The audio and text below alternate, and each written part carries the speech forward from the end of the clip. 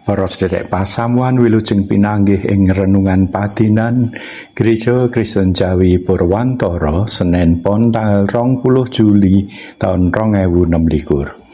Kula Pendeta Yahya Tirta Prawito ngajak kita maca wacan kitab suci dina iki. Kitab Wahyu 14 ayat 12 tekan 20 kanthi jejer karahayon ngrasake woing penggawe. Wahyu 14 ayat 12 tekan 20 kawaca ayat 12 lan 13. Lembaga Alkitab Indonesia Basa Jawa tahun 1994. Ing kene iki umate Allah sing padha netepi dawuhe lan setya marang Gusti Allah padha perlu sabar mantep. Aku nuli krungu swara saka swarga. Tulisan rahayu para wong sing padha mati ana ing patunggilane Gusti. Pancen mangkono pangantikane Roh Allah. Supaya padha ngaso saka ing rekasane sarta bakal ngrasakake woing penggawene. Ingkang rahayu kang nampa sabda pangandika lan ngestokake ing uripe. Haleluya. Amin. Para sedherek, nalika kula tasih bocah, tangga lor omah nyambut gawe dadi tukang cap ing pabrik batik. Nampane blanja saben dina Setu seminggu pisan, lan ing dina Minggu prei ora nyambut gawe. Kula eling saben dina Setu sore kerep digawakne panganan. Amarga wis nampa dhuwit minggon asile nyambut gawe. Beda karo bapak lan ibu kula sing dadi guru, gajiane tanggal 1 saben wulan. Lan nalika semono kayane gaji sewulan ya mung cukup kanggo sewulan. Rasa banget menawa tanggal tuwa wis ora ana dhuwit sing dicekel ing omah. Dadi menawa ana kabutuhan warna-warna disemayani dhisik. Mengko yen wis gajian lagi diparingi duwite kanggo bayar SPP lan uga kabutuhan liyane. Menawa buruh akeh sing nampa upah patinan. Lan para tani nembe metik asil nalika panenan. Woh sayur bisa panen saben dina dipethiki didol. Pari saben petang wulan, woh-wohan ana ing kebon saben taun sepisan. Rasane nalika bisa methik asil saka penggawene nampa upah utawa panen iku bungah, marem lan rahayu.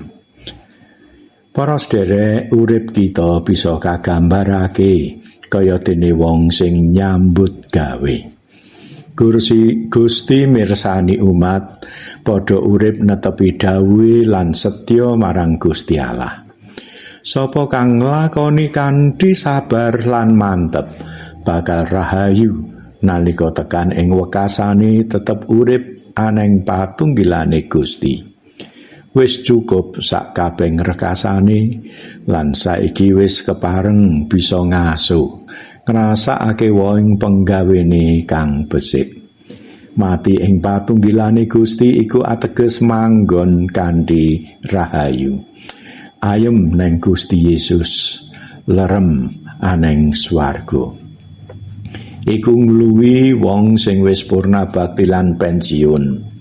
Apa maneh nalika dhuwit pensiun sing ditampa suda akeh kabandingake nalika durung pensiun. Para sedherek, rahayu wong sing wis bisa ngaso lan ngrasakake woing penggawene. Sakabeh rekasane nalika kangelan nglakoni pegaweane wis ora dirasakake maneh. Pangarep-arep bakal rahayu ing patunggilane Gusti Yesus iku nyantosake para kagungane Gusti.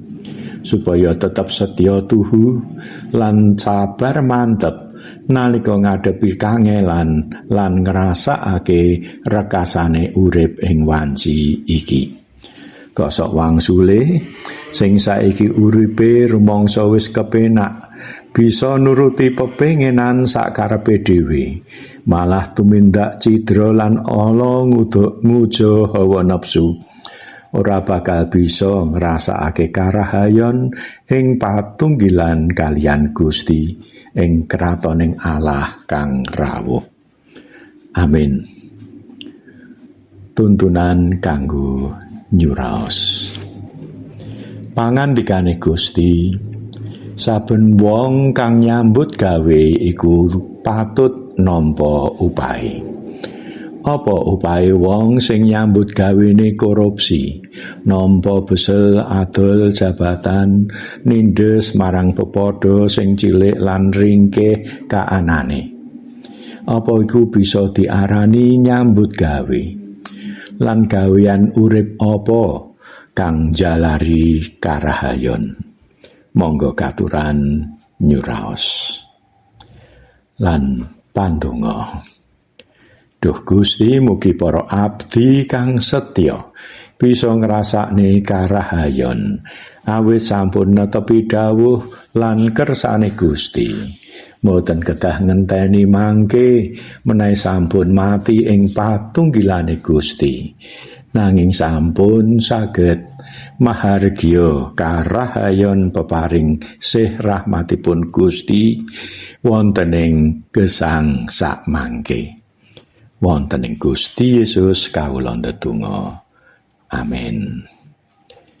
Para sedherek mekaten renungan patinan, mugi Gusti paring berkah dumateng kita. Amin.